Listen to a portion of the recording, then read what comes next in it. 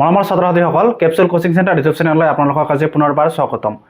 তোমালোকে যদি এইবাৰ মেট্ৰিক পৰীক্ষা দিব গৈ আছা, অৰ্থাৎ তোমালোকে যদি এইবাৰ 2026 SSLC পৰীক্ষা দিবলৈ গৈ আছা, তো এইটো ভিডিও তোমালোকৰ বাবে খুবেই গুৰুত্বপূৰ্ণ হ'ব।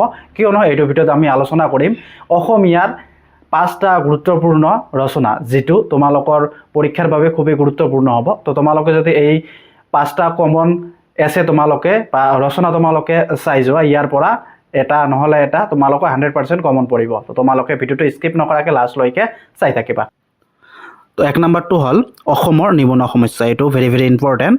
তাৰপিছত 2 নম্বৰটো হৈছে বিজ্ঞানৰ অৱদান, তোমালোকে এইটো ভালদৰে চাই যাবা। 3 নম্বৰটো হৈছে তোমাৰ প্ৰিয় গ্ৰন্থ। তাৰপিছত 4 নম্বৰটো হৈছে ছাত্ৰ ছাত্ৰী আৰু সমাজ, আৰু 5 নম্বৰ অৰ্থাৎ শেষৰটো হৈছে মোৰ প্ৰিয় সাহিত্যিক।